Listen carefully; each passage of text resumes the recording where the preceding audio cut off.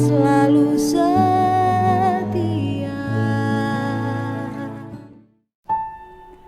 Puji Tuhan, haleluya. Berjumpa kembali dalam saat teduh saat ini. Sebelum itu kita sama-sama berdoa. Tuhan Yesus yang baik, kami bersyukur buat segala perbuatan Tuhan di dalam kehidupan kami, sehingga kami boleh ada sampai saat ini. Terima kasih Tuhan Yesus, kalau sebentar kami akan mendengarkan renungan firman-Mu ya Tuhan. Mari Allah Roh Kudus mengurapi hamba-Mu yang akan menyampaikan kebenaran firman-Mu. Biarlah firman-Mu itu boleh tertanam di dalam hati kami ya Tuhan. Terima kasih Tuhan Yesus, terima kasih. Kami menyerahkan semuanya ini ke dalam tangan-Mu ya Tuhan. Di dalam nama Tuhan Yesus, haleluya, amin.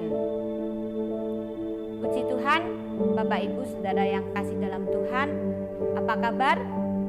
Saya yakin dan percaya Bapak Ibu Saudara sekalian dalam keadaan sehat dalam perlindungan Tuhan. Amin, haleluya.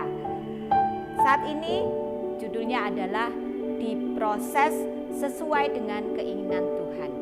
Diproses sesuai dengan keinginan Tuhan. Kira-kira enak enggak ya saudara yang namanya diproses? Mari kita melihat di dalam ayat firman Tuhan di dalam Yesaya 43 ayat yang pertama. Yesaya 43 ayat yang pertama, firman Tuhan berbunyi demikian. Tetapi sekarang, beginilah firman Tuhan yang menciptakan engkau, hai Yakub, yang membentuk engkau, hai Israel. Janganlah takut, sebab aku telah menebus engkau. Aku telah memanggil engkau dengan namamu, engkau ini kepunyaanku. Amin. Ayat ini ditujukan kepada bangsa Israel secara jasmani saudara, tetapi juga buat kita semua orang-orang yang percaya kepada Tuhan Yesus. Karena ayat ini masih relevan sampai saat ini. Ingat Bapak Ibu Saudara yang kasih dalam Tuhan, 2 Timotius 3 ayat 16 mengatakan, segala tulisan yang diilhamkan Allah bermanfaat untuk mengajar, untuk menyatakan kesalahan, untuk memperbaiki kelakuan, dan untuk mendidik orang dalam kebenaran. Kita semua mau dididik dalam kebenaran firman Tuhan. Nah, kalau kita memperhatikan ayat tadi di Yesaya 43 ayat 1 ini, saudara, itu ada dua nama, yaitu Yakub dan Israel. Yakub dan Israel ini bukan orang yang berbeda, tetapi dua nama satu orang. Orangnya sama. Tuhan memberi nama Israel kepada Yakub melalui sebuah proses yang sangat panjang, saudara. Proses pembentukan itu tidaklah mudah, semudah membalikkan tangan. Tentu ada waktu yang panjang, tidak singkat saudara, rumit dengan suka dan dukanya. Arti nama Yakub itu adalah penipu. Ingat ya saudara bahwa nama Yakub itu artinya penipu. Dan hidupnya memang dipenuhi dengan tipu daya. Dimulai dengan mengambil hak kesulungan dari kakaknya Esau. Yakub memperdayai Esau dengan semangkuk kacang merah ketika Esau lapar waktu itu, datang dari berburu. Jadi keadaan perutnya lapar, dan kesempatan inilah yang digunakan oleh Yakub untuk memperdayai. Kemudian Yakub menggunakan kesempatan itu untuk mengambil hak kesulungan dengan barter ya saudara, barter hak kesulungan, barter dengan semangkuk kacang merah. Kemudian berlanjut saudara, ketika saatnya tiba untuk menerima berkat dari ayahnya Ishak, Yakub juga menggunakan tipuan dengan bantuan ibunya untuk menyamarkan dirinya seperti Esau, karena Esau itu tubuhnya berbulu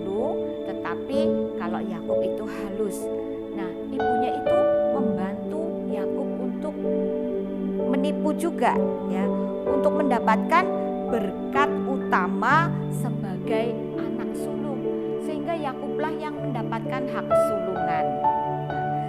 Hidup Yakub ini berputar saudara dalam lingkaran tipu daya dengan menuai apa yang sudah diperbuatnya. Yakub ditipu juga oleh pamannya Laban yang sekaligus sebagai mertuanya. Dimulai waktu mau menikahi Rahel, dia bekerja 7 tahun, tetapi yang diberikan Laban adalah Lea kakaknya terlebih dahulu.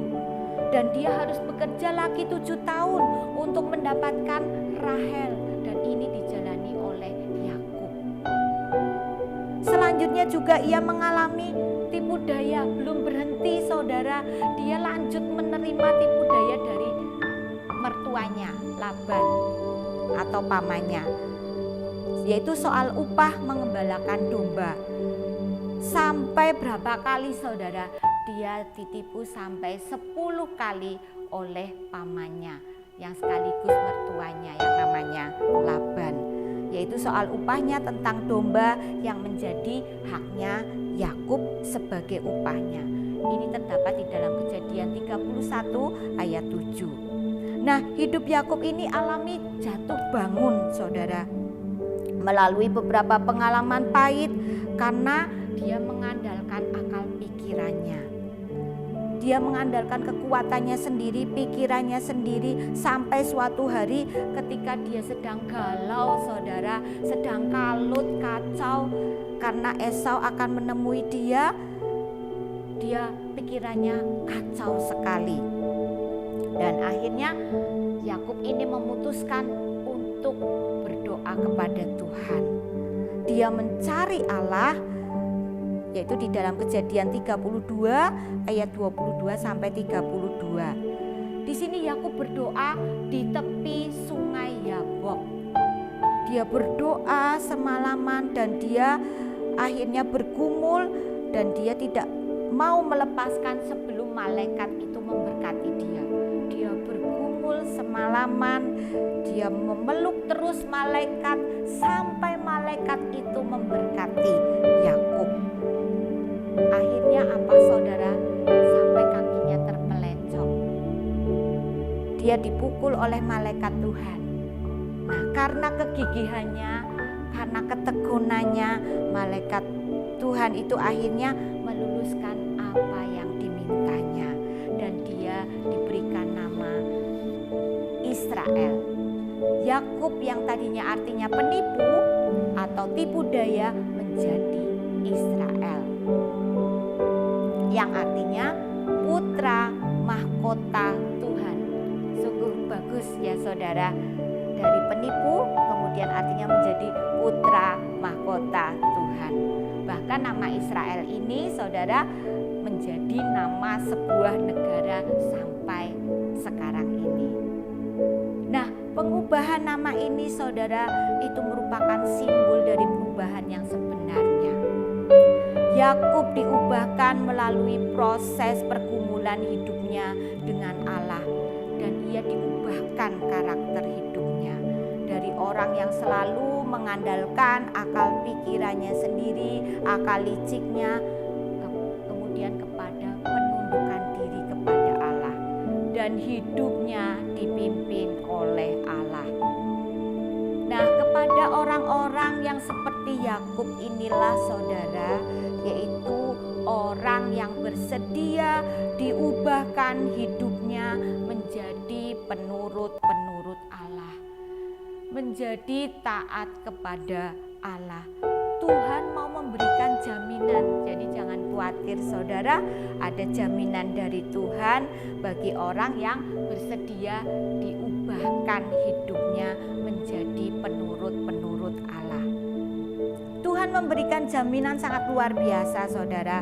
Mari kita melihat di ayat yang lebih lanjut, yaitu di Yesaya 43 ayat 1 bagian B, itu janganlah takut sebab aku ini, janganlah takut sebab aku telah menebus engkau, aku telah memanggil engkau dengan namamu. Engkau ini kepunyaanku, Waduh, sangat luar biasa sekali saudara yang kasih dalam Tuhan.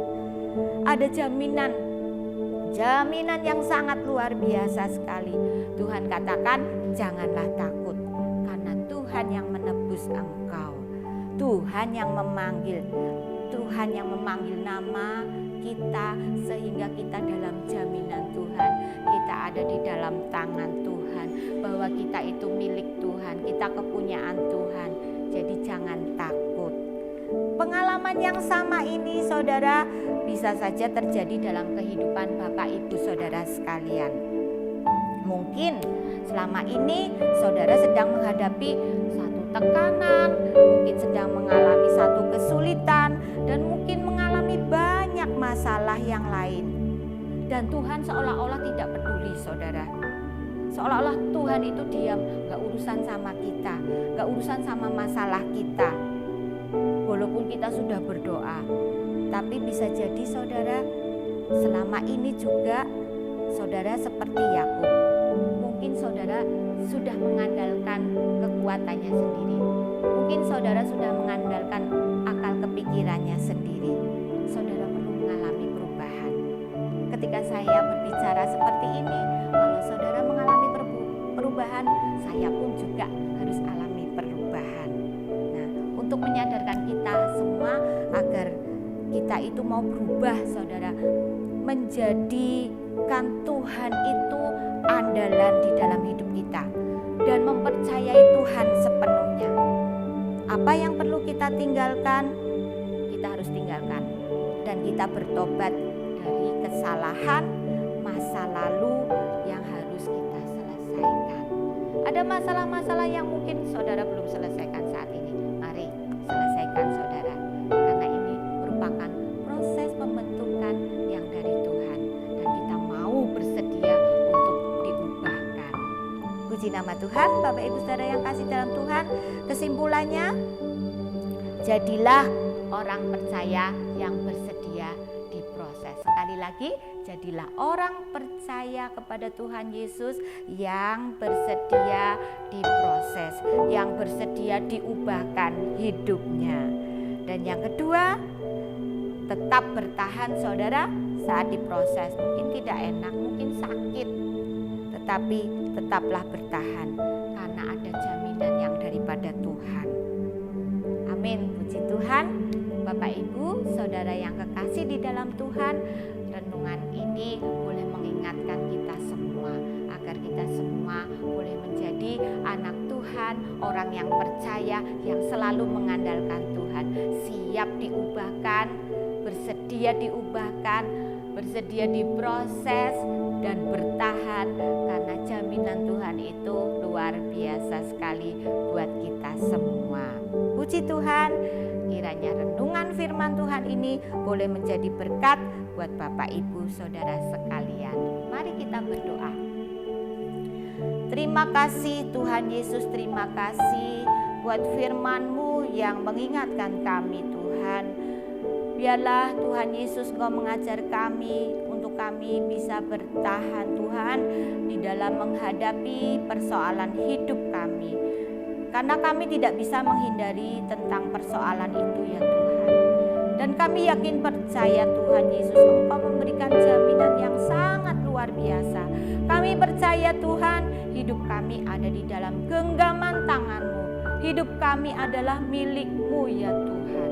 Terpujilah nama-Mu ya Yesus. Kami menyerahkan kehidupan kami ke dalam tangan-Mu. Dan kami juga berdoa bagi rekan-rekan kami, saudara seiman kami yang mungkin sedang mengalami permasalahan hidup. Masalah rumah tangga, masalah pekerjaan, masalah sakit penyakit. Biarlah Tuhan Kau tolong mereka semua Tuhan. Tolong umat-Mu ya Tuhan. Terpujilah nama-Mu ya Tuhan. Di dalam nama Tuhan Yesus. Haleluya. Amin.